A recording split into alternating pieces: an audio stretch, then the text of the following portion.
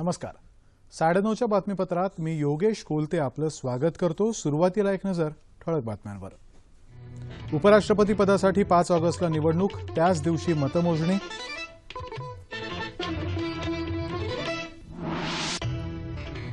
वस्तू आणि सेवा कराचं नवं पर्व उद्या मध्यरात्रीपासून सुरू करणारी अधिसूचना केंद्र सरकारकडून जारी. वस्तू आणि सेवा कर व्यवस्थेच्या शुभारंभाच्या कार्यक्रमावर काँग्रेसचा बहिष्कार.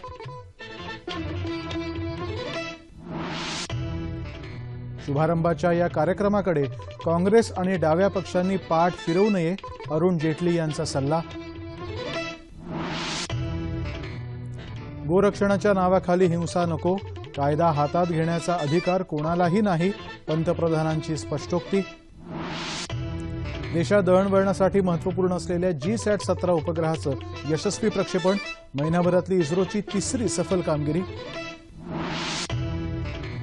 वीज चोरी आणि अवैध मद्य विक्री रोखण्यासाठी राज्य शासनाच्या उपाययोजना, चंद्रशेखर बावनकुळे यांनी दिली माहिती. शिवसेनेसाठी सत्ता महत्त्वाची नाही, शेतकऱ्यांच्या न्याय्य हक्कासाठी शिवसेना लढणार, उद्धव ठाकरे यांची घोषणा. आणि ज्ञानबा तुकारामच्या गजरात पालख्यांचं मार्गक्रमण, सोलापूर जिल्ह्यातल्या अकलूज आणि पुरंदवडेमध्ये गोल्ड रिंगण. आणि आता सविस्तर वृत्त. उपराष्ट्रपती पदासाठी येत्या 5 ऑगस्टला निवडणूक होणार आहे, असं निवडणूक आयोगानं आज जाहीर केलं. 4 जुलैला या निवडणुकीसाठीची अधिसूचना काढण्यात येईल. 18 जुलैपर्यंत उमेदवारी अर्ज दाखल करता येतील. 19 जुलैला अर्जांची छाननी तर 21 जुलैपर्यंत उमेदवारी अर्ज मागे घेता येतील. आवश्यकता भासल्यास 5 ऑगस्टला मतदान घेण्यात येईल आणि त्याच दिवशी मतमोजणीही होईल, असं मुख्य निवडणूक आयुक्त नसीम जैदी यांनी आज नवी दिल्लीत सांगितलं. राज्यसभेचे सरचिटणीस शमशेर के शेरीफ या निवडणुकीसाठी निर्वाचन अधिकारी म्हणून काम पाहतील. या निवडणुकीसाठी राजकीय पक्ष व्हीप अर्थात पक्षादेश काढू शकणार नाहीत, असंही त्यांनी स्पष्ट केलं. संसदेच्या दोन्ही सदनाचे सदस्य उपराष्ट्रपती पदासाठी मतदान करतात. सलग 2 वेळा हे पद भूषवणारे हमीद अन्सारी यांचा कार्यकाळ 10 ऑगस्टला समाप्त होणार आहे. देशात सुधारणा प्रक्रिया सुरू करण्यात आल्यापासून आजपर्यंत या प्रक्रियेमध्ये एक समान धागा आणि सातत्य राखण्यामध्ये आपल्याला यश आलं आहे, असं मत राष्ट्रपती प्रणव मुखर्जी यांनी आज कोलकात्यात व्यक्त केलं. भारतीय सांख्यिकी संस्थेच्या एका कार्यक्रमात ते बोलत होते. देशात 1991 सालापासून आर्थिक उदारीकरणाचे वारे वाहू लागले, तेव्हापासूनच याबाबतीत मतमतांतरं आणि उलटसुलट चर्चा सुरू आहे. पण उदारीकरणामुळे जाचक प्रशासकीय अटी दूर झाल्या आणि एकूणच कारभारामध्ये सुगमता आली. सुधारणेच्या या प्रक्रियेत प्रत्येक टप्प्यावरती आपण लवचिकता आणि आशावाद जोपासल्यानं त्याची फळं आज आपल्याला मिळत आहेत. एखाद्या तत्वाचा आपण कसा उपयोग करतो यावरच त्या तत्वाची यशस्वीता अवलंबून असते, असंही राष्ट्रपती यावेळी म्हणाले. वस्तू आणि सेवा कराची नवी व्यवस्था 1 जुलैपासून लागू करण्याची अधिसूचना केंद्र सरकारनं जारी केली आहे. संसदेच्या मध्यवर्ती सभागृहात उद्या मध्यरात्री एका विशेष कार्यक्रमाद्वारे या नव्या कर पर्वाचा प्रारंभ केला जाईल. राष्ट्रपती प्रणव मुखर्जी, पंतप्रधान नरेंद्र मोदी, वित्तमंत्री अरुण जेटली यांच्यासह अनेक वरिष्ठ मंत्री आणि अधिकारी या कार्यक्रमाला उपस्थित राहतील. संसदेतल्या सभागृहात काल रात्री या कार्यक्रमाच्या तयारीचा आढावा घेण्यात आला. वस्तू आणि सेवा कर कायद्यामुळे अनेक केंद्रीय आणि राज्यस्तरीय अप्रत्यक्ष करांचं एकत्रीकरण होणार आहे. संपूर्ण देश ही एक बाजारपेठ होणार आहे. स्वातंत्र्य मिळाल्यापासून देशातली ही सर्वात मोठी कर सुधारणा आहे. म्हणूनच या योजनेच्या शुभारंभाच्या कार्यक्रमाकडे काँग्रेसनं आणि डाव्या पक्षांनी पाठ फिरवण्याची अपरिपक्वता दाखवू नये, असं केंद्रीय वित्तमंत्री अरुण जेटली यांनी आज नवी दिल्लीत सांगितलं. ते पत्रकारांशी बोलत होते. आपला वस्तू आणि सेवा कराला विरोध नाही, पण भाजपा या प्रणालीचा प्रमाणाबाहेर गाजावाजा करत असल्याचं कारण देत काँग्रेसनं आणि डाव्या पक्षांनी बहिष्कार घालण्याची घोषणा केली होती. त्या पार्श्वभूमीवरती जेटली बोलत होते. वस्तू आणि सेवा कराची अंमलबजावणी करण्याचा निर्णय हा सर्व राज्यांनी आणि केंद्रशासित प्रदेशांनी संयुक्तपणे घेतलेला निर्णय आहे. त्यामुळे या निर्णयापासून हे पक्ष पळ काढू शकत नाहीत. या पक्षांनी आता मनाचा मोठेपणा दाखवून या कार्यक्रमावरचा बहिष्कार मागे घ्यावा, असं आवाहनही जेटली यांनी केलं. वस्तू आणि सेवा कर ही स्वातंत्र्योत्तर काळातली सर्वात मोठी आर्थिक सुधारणा आहे. 1 जुलैपासून लागू होणाऱ्या वस्तू आणि सेवा कराबाबत संपूर्ण देशामध्ये उत्साहाचं वातावरण आहे असं माहिती आणि प्रसारण मंत्री व्यंकय्या नायडू यांनी आज नवी दिल्लीत सांगितलं। ते वार्ताहरांशी बोलत होते। सर्व राजकीय पक्षांच्या सहमतीनंतरच वस्तू आणि सेवा करासंदर्भातला कायदा तयार झाला। या संदर्भात सर्व राजकीय पक्षांशी चर्चा करून एका प्रदीर्घ प्रक्रियेचं पालन केल्यानंतर या संदर्भातला कायदा आता तयार झाला आहे। वस्तू आणि सेवा कर लागू करण्यासाठी उद्या मध्यरात्री संसदेत विशेष कार्यक्रम आयोजित करण्यात आला आहे। या कार्यक्रमावरती बहिष्कार घालण्याचा निर्णय काँग्रेसने घेतला आहे, मात्र त्यामागच्या कारणाचं आकलन होत नाही असंही नायडू म्हणाले। वस्तू आणि सेवा कर कायदा देशामध्ये लक्षणीय बदल घडवून आणेल अशी आशा रेल्वे मंत्री सुरेश प्रभू यांनी आज मुंबईत व्यक्त केली। महाराष्ट्र आर्थिक विकास परिषदेच्या वतीने आयोजित करण्यात आलेल्या 13व्या डॉक्टर डी.आर. गाडगीळ स्मृती व्याख्यानात भारताची नवी या विषयावरती ते बोलत होते। देशामध्ये आता नवं आर्थिक परिवर्तन होणार आहे, म्हणूनच विकासामध्ये महत्त्वाची भूमिका बजावणाऱ्या शेतकऱ्यांचं उत्पन्न वाढलं पाहिजे असं सांगत रेल्वे मंत्री पुढे म्हणाले की पुरवठा साखळीमध्ये शेतकरी पूर्णपणे सहभागी असेल तरच त्याला चांगलं उत्पन्न मिळेल। उत्पादकता वाढली तरच शाश्वत विकास दर राखता येईल। खासगी क्षेत्रातही गुंतवणूक वाढायला हवी असंही त्यांनी स्पष्ट केलं। कर भरणाऱ्यांसाठी वस्तू आणि सेवा कर कायदा उपकारकच ठरेल, कारण सगळेच व्यवहार त्यांना आता ऑनलाईनही करता येतील असं प्रभू यांनी मुंबईमध्येच इंडियन मर्चंट चेंबर्सच्या एका कार्यक्रमात बोलताना सांगितलं। भारत ही अहिंसेची भूमी आहे। या मार्गाची कास धरून देशाला वाटचाल करायची आहे असं पंतप्रधान नरेंद्र मोदी यांनी म्हटलंय। श्रीमद रामचंद्रजी यांच्या 150व्या जयंतीनिमित्त अहमदाबादमध्ये अभय घाट इथं आयोजित कार्यक्रमात ते आज बोलत होते।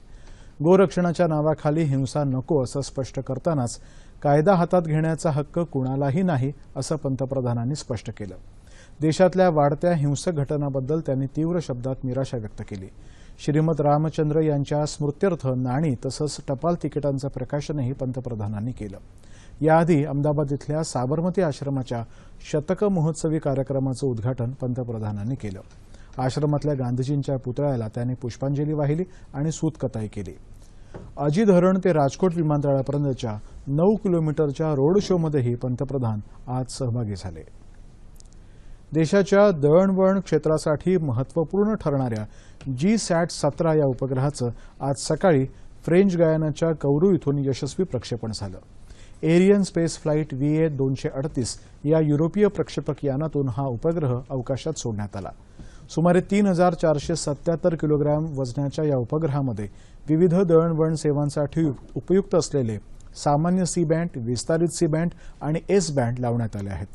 हवामानासंदर्भातली माहिती मिळवण्यासाठीही या उपग्रहाचा उपयोग होणार आहे। इस्रो अर्थात भारतीय अंतराळ संशोधन संस्थेचं या महिन्यातलं हे तिसरं यशस्वी प्रक्षेपण आहे। वीज चोरी आणि अवैध मद्य विक्रीला आळा घालण्यावरती सरकारचा भर आहे। वीज चोरांवरती गुन्हे नोंदवण्यासाठी राज्यातल्या सर्व पोलीस ठाण्यांना अधिकार देण्यात आले आहेत। अवैध मद्य विक्री रोखण्यासाठी गावागावामध्ये ग्रामरक्षक दलाची निर्मिती केली जाईल असं उत्पादन शुल्क आणि ऊर्जा मंत्री चंद्रशेखर बावनकुळे यांनी सांगितलंय। ते आज उस्मानाबादेत पत्रकार परिषदेत बोलत होते। या ग्रामरक्षक दलांना कायदेशीर अधिकार देऊन लोकसहभागातून अवैध मद्य विक्रीवरती नियंत्रण मिळवलं जाईल असंही ते म्हणाले। मुख्यमंत्री सौर ऊर्जा वाहिनीच्या माध्यमातून शेतकऱ्यांना आगामी काळामध्ये सलग 12 तास वीज पुरवठा करण्यात येईल असं ते म्हणाले। राज्यातल्या शेतकऱ्यांकडे 22,000 कोटी रुपयांची वीज बिलं थकलेली आहेत। मागच्या 2.5 वर्षात दुष्काळामुळे कोणत्याही शेतकऱ्याची वीज तोडण्यात आलेली नाही। शेतकऱ्यांना 1 रुपया दराने वीज पोहोचवण्याकरता सरकारला 6 रुपये लागतात, तरीही शेतकरी वीज बिलं भरत नसतील तर महावितरण वीज कंपनी बुडेल असं बावनकुळे यांनी आज लातूरातल्या एका कार्यक्रमात सांगितलं। तरीही सक्ती न करता शेतकऱ्यांकडून संयमानं वीज बिलाची वसुली करावी असे आदेशही महावितरणला देण्यात आल्याचं त्यांनी सांगितलं। राज्यातली शिधावाटप दुकानं ऑनलाईन झाल्यानं 25 लाखाहून अधिक शिधापत्रिका निकामी झाल्या आहेत। त्यापैकी 1,80,000 शिधापत्रिका पुणे जिल्ह्यातल्या आहेत असं राज्याचे अन्न आणि नागरी पुरवठा मंत्री गिरीश बापट यांनी आज अहमदनगरमध्ये एका पत्रकार परिषदेत सांगितलं। ही दुकानं ऑनलाईन झाल्यानं आता धान्याच्या दुकानांमध्ये चोरी करता येणार नाही। राज्यामध्ये 52 ते 58,000 शिधावाटप दुकानं आहेत। त्यापैकी 41,000 दुकानांमध्ये ऑनलाईन बायोमेट्रिक यंत्रणा सुरू करण्यात आली आहे। त्यापैकी 36,000 यंत्र कार्यरत झाली आहेत। दुकानदारांकडून या यंत्रणेला चांगला प्रतिसाद मिळत आहे असंही त्यांनी सांगितलं. शिवसेनेसाठी सत्ता महत्त्वाची नाही, मातीची सेवा करणाऱ्या शेतकऱ्यांच्या न्याय्य हक्कासाठी शिवसेना नेहमीच लढेल अशी घोषणा शिवसेनेचे पक्षप्रमुख उद्धव ठाकरे यांनी केली आहे. नांदेड इथं आज त्यांनी शेतकऱ्यांशी संवाद साधला. राज्य सरकारनं केलेली कर्जमाफी हे शेतकऱ्यांच्या आंदोलनाचं यश आहे. कर्जमुक्तीसाठी शिवसेनेनं सर्वप्रथम आक्रमक भूमिका घेतली आणि आपला पक्ष आंदोलनात आक्रमकपणे सहभागी झाला. अडचणीत सापडलेल्या शेतकऱ्यांच्या जखमेवरती मीठ चोळायचं काम भाजपच्या नेत्यांनी केलं असं सांगत आपली लढाई कर्जमुक्तीसाठी असल्याचा पुनरुच्चार ठाकरे यांनी केला. यावेळी उद्धव ठाकरे यांच्या हस्ते शेतकऱ्यांचा गौरव करण्यात आला. सत्तेत राहून सरकारच्या धोरणाचा विरोध केला म्हणून आपल्यावर आरोप केले जात आहेत, मात्र शिवसेना हा शेतकऱ्यांच्या सत्तेतला आवाज आहे असं सांगत कर्जमुक्तीमध्ये पारदर्शकता ठेवून 7/12 कोरा करताना जून 2016 ऐवजी जून 2017 ही तारीख गृहीत धरावी अशी मागणी उद्धव ठाकरे यांनी परभणी इथं केली. शेतकरी संवाद यात्रेत ते आज बोलत होते. कर्जमुक्तीची लवकरात लवकर अंमलबजावणी करण्यासाठी शिवसेना पुढाकार घेणार असल्याचंही त्यांनी सांगितलं. मराठवाड्या दौऱ्यामध्ये उद्धव ठाकरे यांनी हिंगोली जिल्ह्यातल्या वसमत इथंही शेतकऱ्यांशी संवाद साधला. शिवसेनेमुळे सरकारला कर्जमाफी करावी लागली असं सांगून सत्ता असो वा नसो आम्ही सर्वसामान्यांसोबतच आहोत असं उद्धव ठाकरे म्हणाले. राज्य सरकारनं जाहीर केलेल्या कर्जमाफीची अंमलबजावणी नीट होत आहे की नाही यावर राष्ट्रवादी काँग्रेसचे कार्यकर्ते लक्ष ठेवतील आणि लाभार्थींची आकडेवारी गोळा करतील अशी माहिती राष्ट्रवादी काँग्रेसचे प्रदेशाध्यक्ष सुनील तटकरे यांनी आज मुंबईत एका पत्रकार परिषदेत दिली. राज्य सरकारनंही अद्ययावत यंत्रणेच्या आधारे जिल्हानिहाय 7/12 कोरा झालेल्या शेतकऱ्यांची माहिती जनतेला द्यावी असं त्यांनी सांगितलं. एकाच कुटुंबातल्या स्वतंत्र खातेदारालाही कर्जमाफी मिळावी अशी मागणीही त्यांनी या पत्रकार परिषदेत केली. राज्यातल्या किती शेतकऱ्यांना राज्य सरकारनं खरीप हंगामासाठी 10,000 रुपयांच्या कर्जाचं वाटप केलं तेही सरकारनं स्पष्ट करावं असं ते म्हणाले. नियमितपणे कर्ज भरणाऱ्या शेतकऱ्यांना प्रोत्साहनपर अनुदान मिळावं अशी आमची भूमिका असल्याचं त्यांनी सांगितलं. यंदाच्या खरीप हंगामासाठी राज्यातल्या सर्व जिल्ह्यांसाठी प्रधानमंत्री पीक विमा योजना राबवण्याचा निर्णय राज्य सरकारनं घेतला आहे. पालघर जिल्ह्यातल्या भात, नाचणी आणि तूर यासह आणखीही अन्य पिकांना विमा संरक्षण देण्यात आलंय. 31 जुलैपर्यंत या योजनेमध्ये शेतकऱ्यांनी सहभागी व्हावं असं आवाहन जिल्हा कृषी अधिकारी राजेश्वर पाटील यांनी केलं आहे. या योजनेअंतर्गत भात पिकासाठी कर्जदार शेतकरी आहेत किंवा नागरिक पिकासाठी त्यांना ही योजना कंपल्सरीच आहे आणि जे बिगर कर्जदार शेतकरी आहेत या योजनेमध्ये भाग घेऊ शकतात. या योजनेत भाग घेणाऱ्या शेतकऱ्यांना जवळपास 39,000 रुपये प्रति हेक्टर एवढं पीक विम्याचे इन्शुरन्स मिळू शकतं, कव्हरेज मिळू शकतं आणि त्यासाठी त्यांना 780 रुपयाचा हप्ता प्रति हेक्टरी आहे भात पिकासाठी आणि नागरिक पिकासाठी 20,000 रुपयेपर्यंत रकमेचं प्रति हेक्टरी कव्हरेज मिळतं आणि त्यासाठी 400 रुपयाचा विमा हप्ता प्रति हेक्टरी आहे. राज्यातल्या 5 जिल्हा समूहांसाठी प्रधानमंत्री पीक विमा योजनेची अंमलबजावणी करायला शासनानं विमा कंपन्यांची नेमणूक केली आहे. पालघर जिल्ह्यामध्ये नॅशनल इन्शुरन्स कंपनी योजनेची अंमलबजावणी करणार आहे. शासनाच्या पीक विमा योजनेमुळे दिलासा मिळत असल्याचं शेतकऱ्यांचंही म्हणणं आहे. आणि आलेलं पुरं पीक नाहीच होतं आणि त्यामुळे फार आमचं शेतकऱ्याचं फार नुकसान होते आणि ही आता पीक विमा योजना आणल्यामुळे आम्हाला दिलासा मिळाला आहे आणि ह्या योजनेमुळेच आता आम्ही थोडासा तग धरून हे भात पीक लावण्याचा प्रयत्न करू. राज्यात सध्या वाढलेलं स्वाईन फ्लूचं प्रमाण लक्षात घेऊन त्याबाबत पाहणी करण्याकरता केंद्र सरकारनं डॉक्टर अशोक सिंग यांच्या नेतृत्वाखाली 4 जणांचं एक पथक राज्याच्या दौऱ्यावर पाठवलं आहे. या पथकानं आज ठाणे जिल्हा सामान्य रुग्णालय तसंच इतर काही रुग्णालयांना भेट दिली. स्वाईन फ्लू कसा आटोक्यात आणावा याबाबत या पथकानं जिल्हा आरोग्य अधिकाऱ्यांबरोबर चर्चा केली. लोकांनी स्वच्छता कसोशीनं पाळावी आणि ताप, सर्दी, खोकला झाल्यास तातडीनं जवळच्या रुग्णालयात जाऊन तपासणी करून घ्यावी असं आवाहन या पथकानं केलं आहे. भारतीय सांख्यिकीचे जनक प्राध्यापक प्रसन्नचंद्र महालनोबिस यांची आज जयंती. महालनोबिस यांचा जन्मदिन भारतामध्ये सांख्यिकी दिन म्हणून साजरा केला जातो. या निमित्तानं भारत सरकारच्या सांख्यिकी कार्यक्रम आणि कार्यान्वयन मंत्रालय आणि राष्ट्रीय प्रतिदर्श सर्वेक्षण कार्यालयाच्या वतीनं नागपुरात एका कार्यक्रमाचं आयोजन करण्यात आलं. राष्ट्रीय प्रतिदर्शन सर्वेक्षण कार्यालय क्षेत्र संकाय प्रभागाच्या उपमहानिदेशक उषा प्रल्हाद पॉल यांच्या हस्ते या कार्यक्रमाला सुरुवात झाली। सांख्यिकी सर्वेक्षणाद्वारे विविध सरकारी योजनांची अंमलबजावणी प्रभावीपणे होऊ शकते, या संदर्भातली माहिती सरकारला योग्य प्रकारे मिळू शकते असं मत उषा पॉल यांनी यावेळी व्यक्त केलं। जम्मू काश्मीरमधली प्रसिद्ध अमरनाथ यात्रा आजपासून सुरू झाली। सोनमर्गमधल्या बालताल आणि पहलगामच्या चंदनवाडी इथून एकाच वेळी ही यात्रा सुरू झाली।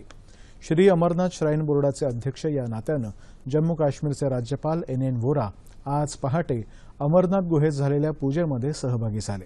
त्यानंतर या 40 दिवसांच्या यात्रेचा प्रारंभ झाला। या यात्रेसाठी कडक सुरक्षा व्यवस्था तैनात करण्यात आली आहे।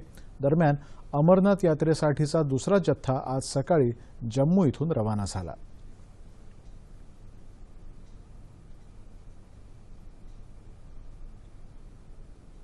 पंढरपूरच्या विठुरायाचं दर्शन घेण्यासाठी निघालेल्या जगद्गुरू संत तुकाराम महाराज यांच्या पालखीचं सोलापूर जिल्ह्यात आज आगमन झालं। जिल्ह्यातलं पहिलं रिंगण अकलूज इथं झालं। हा रिंगण सोहळा पाहण्यासाठी भाविकांची एकच गर्दी झाली होती।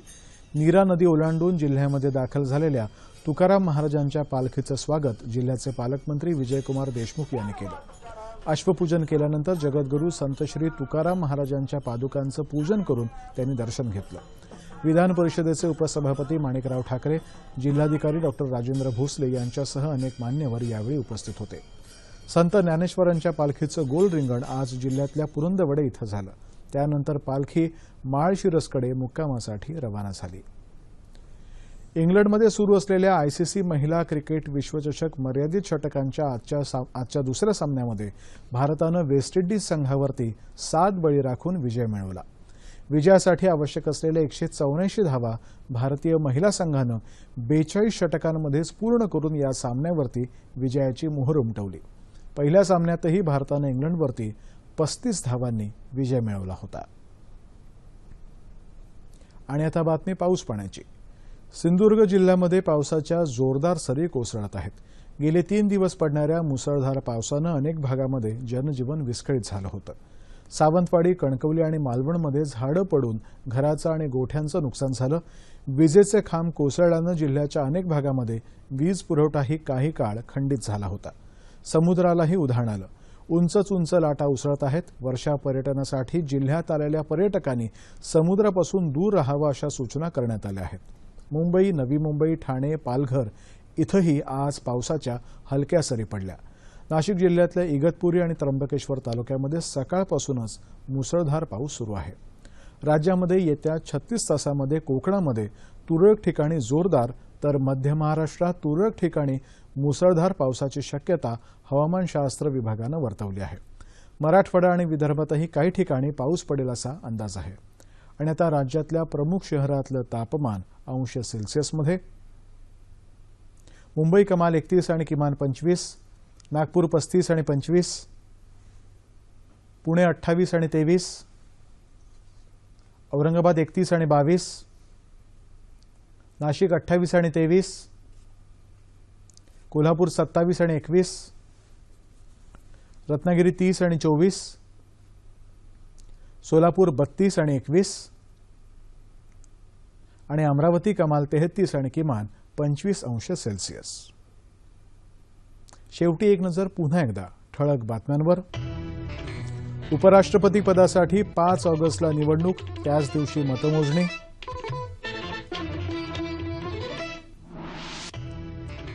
वस्तू आणि सेवा कराचं नवं पर्व उद्या मध्यरात्रीपासून सुरू करणारी अधिसूचना केंद्र सरकारकडून जारी। वस्तू आणि सेवा कर व्यवस्थेच्या शुभारंभाच्या कार्यक्रमावर काँग्रेसचा मात्र बहिष्कार। शुभारंभाच्या या कार्यक्रमाकडे काँग्रेस आणि डाव्या पक्षांनी पाठ फिरवू नये, अरुण जेटली यांनी दिला सल्ला। गोरक्षणाच्या नावाखाली हिंसा नको, कायदा हातात घेण्याचा अधिकार कोणालाही नाही, पंतप्रधानांची स्पष्टोक्ती। दळणवळणासाठी महत्त्वपूर्ण असलेल्या GSAT-17 उपग्रहाचं यशस्वी प्रक्षेपण, महिन्याभरातली इस्रोची 3री सफल कामगिरी। वीज चोरी आणि अवैध मद्य विक्री रोखण्यासाठी राज्य शासनाच्या उपाययोजना, चंद्रशेखर बावनकुळे यांनी दिली माहिती. शिवसेनेसाठी सत्ता महत्वाची नाही, शेतकऱ्यांच्या न्याय्य हक्कासाठी शिवसेना लढणार, उद्धव ठाकरे यांची घोषणा. आणि ज्ञानबा तुकारामच्या गजरात पालख्यांचं मार्गक्रमण, सोलापूर जिल्ह्यातल्या अकलूज आणि पुरंदवडेमध्ये गोल रिंगण. याबरोबरच हे बातमीपत्र संपलं. पुन्हा भेटूया उद्या सकाळी 8:30 वाजता आपल्या सह्याद्री वाहिनीवर. नमस्कार.